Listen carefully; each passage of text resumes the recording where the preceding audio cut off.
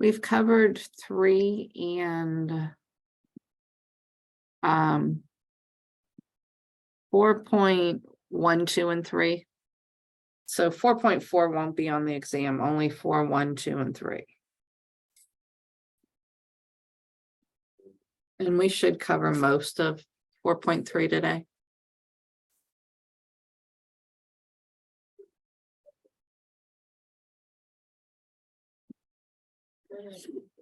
We talked a little bit about this right at the end of class.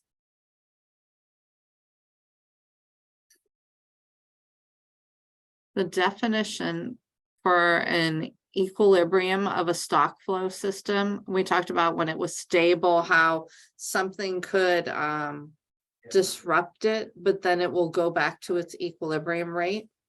And one example that we had talked about was the water depth. And that's what this picture is here. Because the loop is negative, it's stabilizing. So even if something like you took a cup of water out or something, it would be disrupted at first, but then it will stable out and get back to that height that it was. I think it was 4.8 inches was the equilibrium. And so we'll get back to that. Or if you dumped a cup or a couple cups of water in there, it will disrupt it at first, but then it will go back to its equilibrium.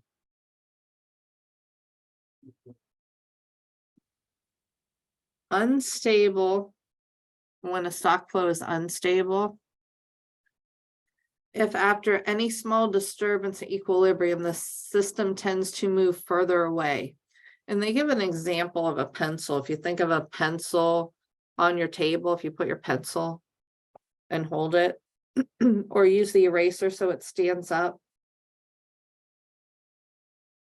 Well, mine will stand up. My eraser's not flat. But anyways, if it's balanced and then something knocks it over, it's not going to go back to where it was. It's going to find another stable spot, which in this case is my table. That would be an unstable stock flow system. If something disrupts it, it can't go back to the way it was without help.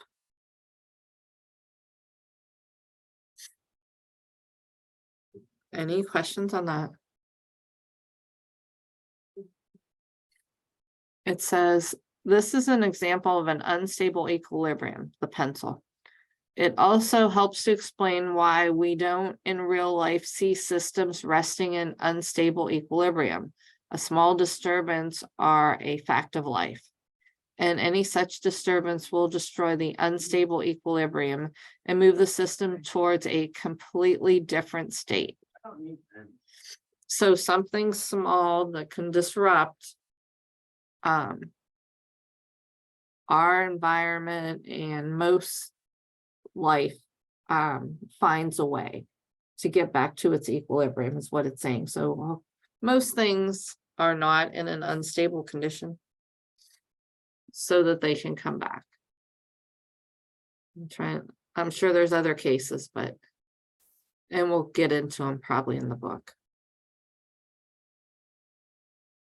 Any questions on that?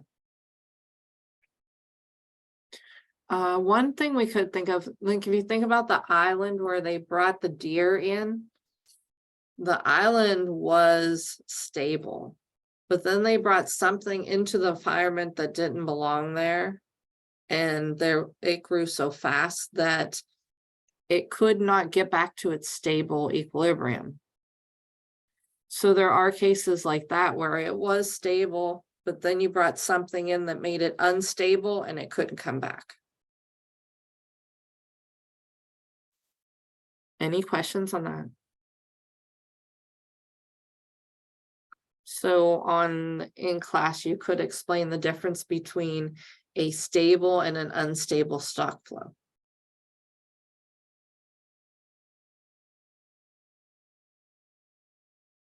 Okay. Example 4, imagine oh, no, that's the one we just did. Problem 2. How many equilibrium points are there in the phosphorus example depicted on figure 25, page 266?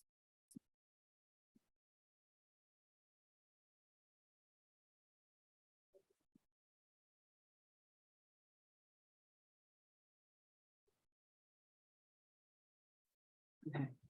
So we looked at this last class. This is not letting me slide in.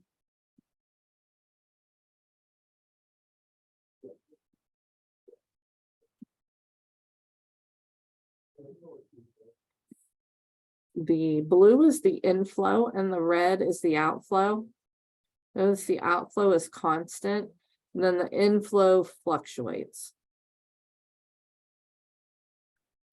They want to know where it's at in equilibrium. Its equilibrium is when your inflow and your outflow are the same, because remember we've set them equal to each other before and solved to see where they're equal. Well, this one is at 3 spots, A, B, and C.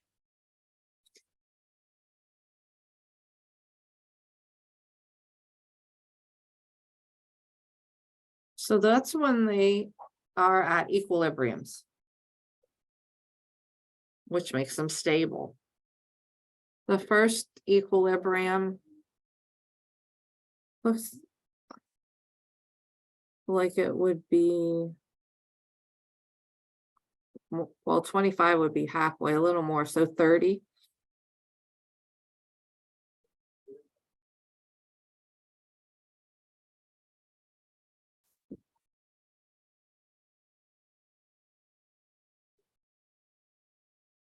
So the point was A. That's where it's at the equilibrium. And then the value, if we look at how much phosphorus in tons, it's around 30. On a test, as long as you're close. I mean, if you said 50, then I know you're wrong. But you wanted something between 0 and 50.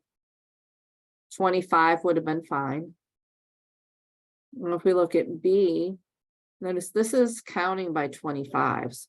So 125 is this line. It's a little bit larger than that. So maybe 130.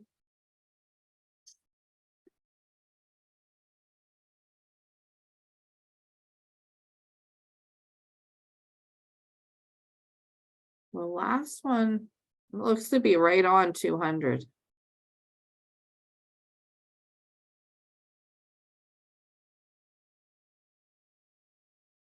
So the equilibrium is where your inflow and your outflow are equal. And so by finding where they intersected, that's where they're at equilibrium. Any questions on that?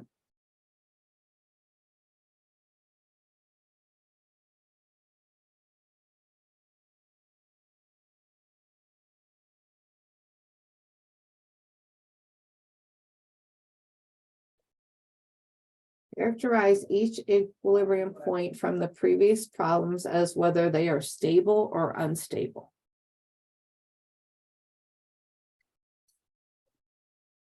So if we look at, let's look at B first, since it's in the middle.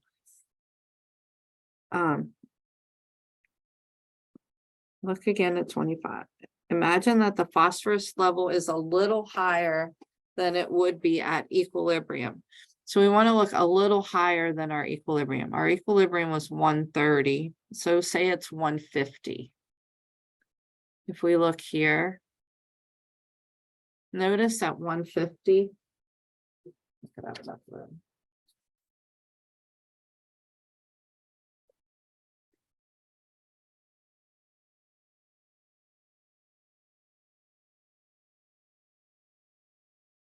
Notice that inflow is higher than the outflow.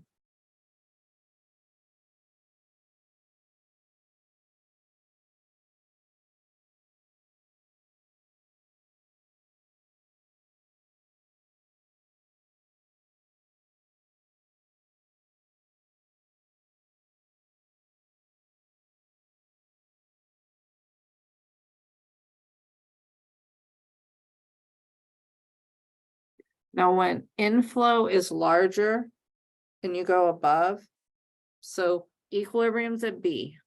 because we're going larger and the inflow is higher, that will tend to go away from equilibrium. So it would be unstable.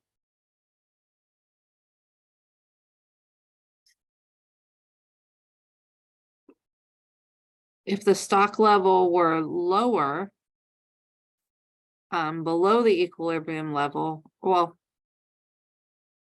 any questions on that part? So when we go, where to go? This way. The inflow is over the outflow, so this will tend to move away from equilibrium.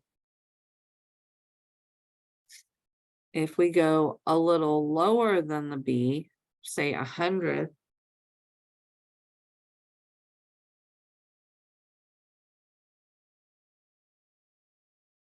here, notice the inflow is less than the outflow because it's below it.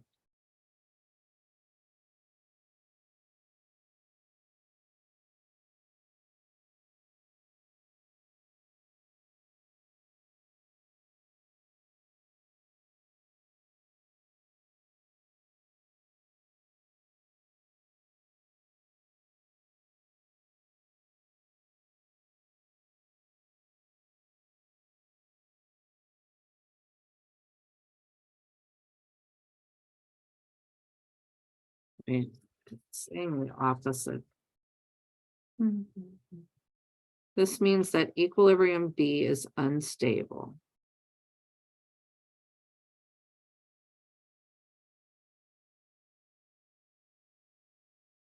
So B is unstable because this is going to push towards C. And this is going to push towards A.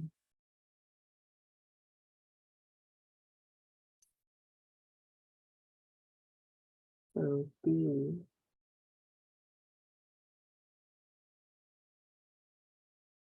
is unstable.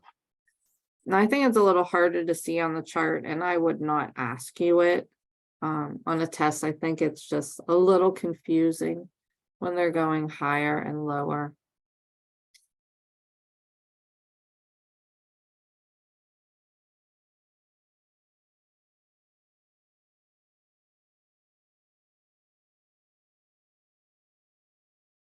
And what they're saying is for A and B, I mean A and C, those are stable because if you go a little larger, the outflow is larger than the inflow, so it will go back to A.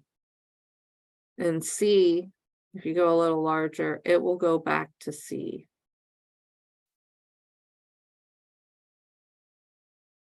So A and C are stable where B is not.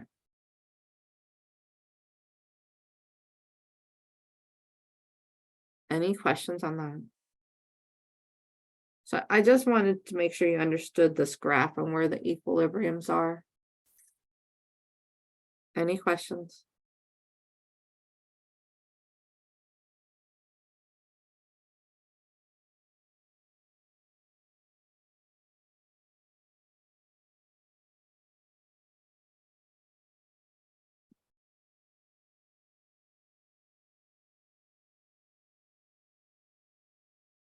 The strength of a nonlinear control arrow is measured by making small change in the stock of a parameter level at its tail or noting the corresponding small change in the flow rate at its head.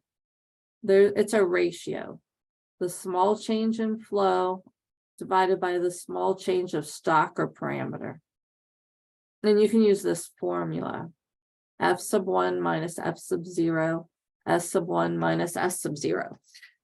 If you are familiar with math and finding the slope, that's the change in Y over change in X. It's your slope. And that will give you the strength of the control. And it depends on your stock.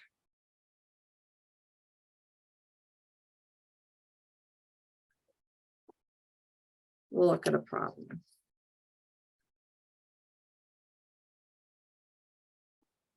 Consider the control function for a logistic model with C equaling 100 and R equaling 0.3. And the formula that we were given for flow was the rate times S and then 100 minus S. Do you remember?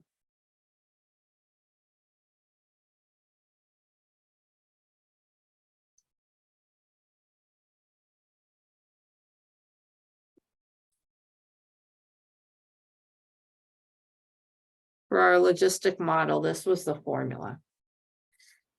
And so we're given a rate 0.3. So it's just 0.3 times S, and C was 100.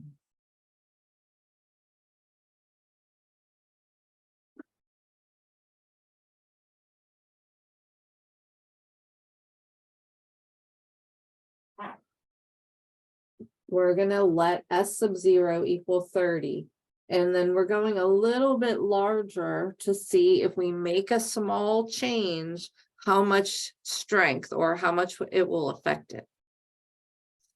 So to find the strength, we're going to use this formula, but we first need to find what do we need to find? F. We were given S's. They chose 30. And then we decided 31 because we just want a small change. So we're going to go 1 unit.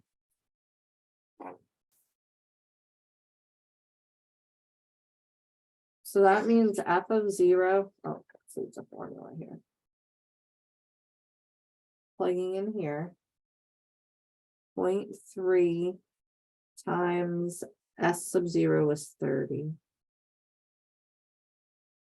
And 100 minus 30. So I'm just plugging 30 in for S. And see what you get.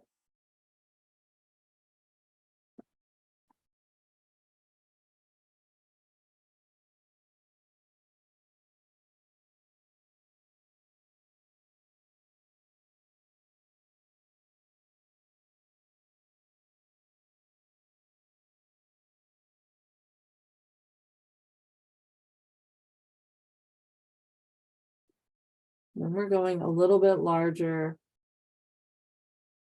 Instead of 30, we're going to put 31.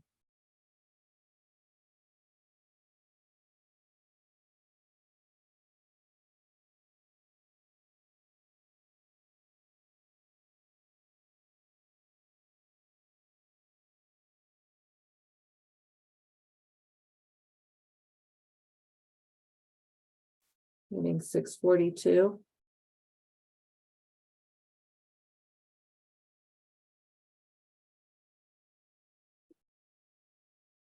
So we use the logistic model and we put in our rate of change. And we're looking at 30 and 31. Now to find the strength, you're just subtracting them. And divide. So you subtract your flow rates, 642 minus 630. And then 31 minus 30. Doesn't matter which one of these you put first, as long as however you do it on top, you do it on the bottom. Because if you get a negative on both, a negative and a negative is going to make it positive.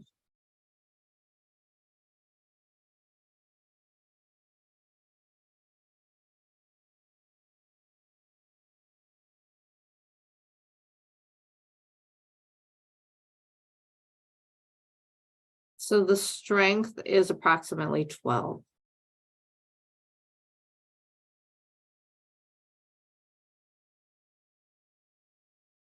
It's positive, so it's stable. At 30.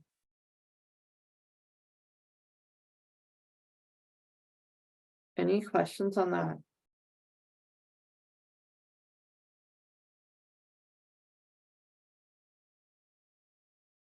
Okay, what if instead, let's find out how strong it is at 75.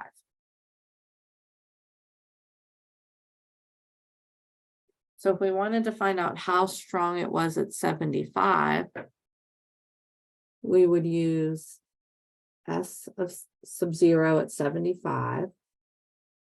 And we'd want to find F of 0.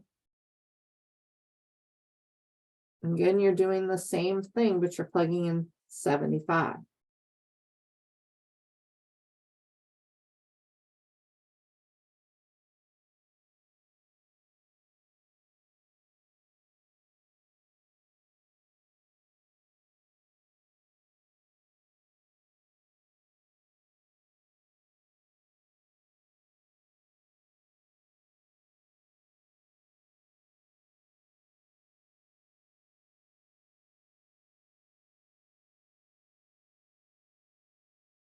Then you want to go a little bit larger. So just go by 1 unit because you want to know what happens when it's getting close to that value. 76.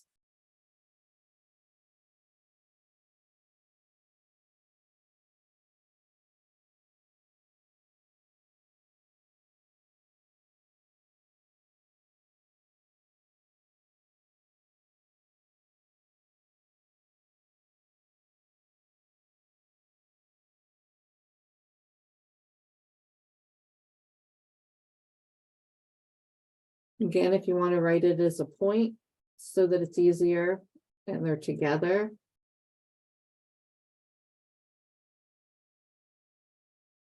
Now your book rounds these. I don't round to till the very end.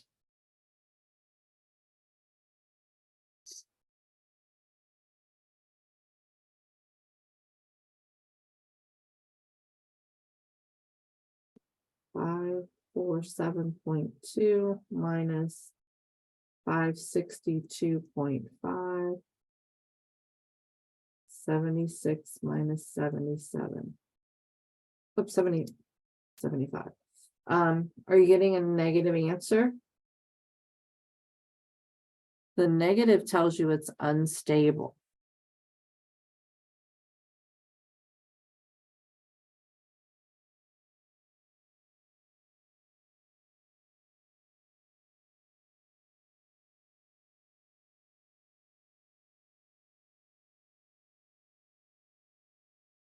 Well, that was right.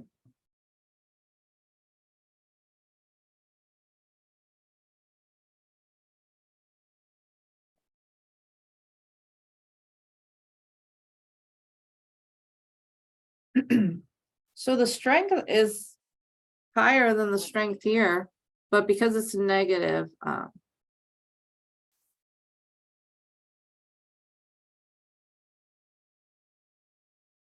it will be stable, right?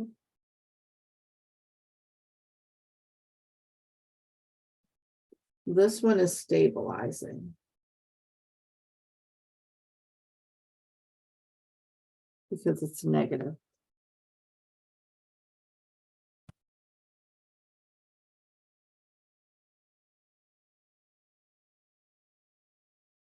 That's what brings in rule number 2.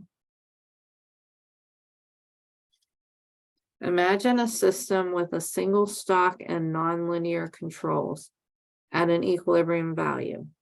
Compute the strength of each control at the equilibrium value, and from those obtain overall feedback strength by the addition rule. If the overall feedback strength is negative, you're at an equilibrium. If it's positive, you're unstable. So this one is unstable. This one's positive. And it's a little easier to see than trying to use the graph. So when we were talking about a little larger or a little smaller, what was happening, it's a little harder to see that. Whereas here you plug in the values and you know if it's a negative, it's stable. If it's positive, it's unstable.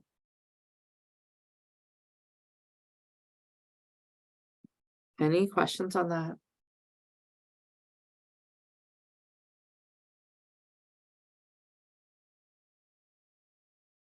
Okay. Any questions on anything that we've done? Or the homework assignment this week? The homework assignment this week is just writing a paragraph. It doesn't have to be huge. I just want you to look into it and see the disasters in your area. And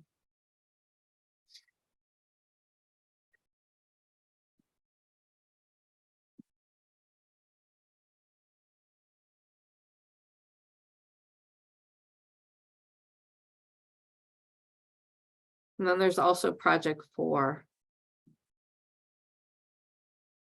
But for this week, for all 4 attendance points, it's just to investigate what natural disasters are considered potential risks in your community. What are the recommendations for disaster preparedness in each case? The U.S. Department of Homeland, you can click on this link and it'll tell you how you should be prepared. After the train derailment, we sat when we were having pizza one day at home. Everyone talked about the stuff they felt you needed and where we should put things in case something happens. I mean, people had to completely leave their house immediately and they couldn't go back for weeks. So things like that, you should be prepared ahead of time. Do you know where the water is so that you can grab water? Any disaster, tornadoes, especially, and hurricanes, you want to have your shoes, because once it's over and you have all that debris, sometimes people don't think of shoes to walk around in, and then you can't find them. So that's one thing. My husband always grabs the shoes or the boots first. But so this just is kind of a getting you ready, make sure you're thinking about stuff that you would need. And the other thing is a safety place. Because a lot of times with a disaster, you don't have your phone or your internet right off the bat. And so if you have a go place to meet people, then you know who's okay and who you need to worry about. So that would be another thing. But is there any questions?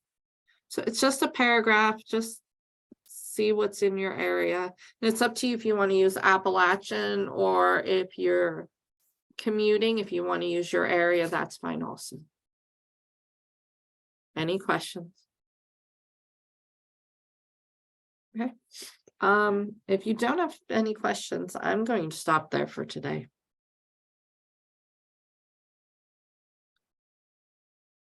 Any questions?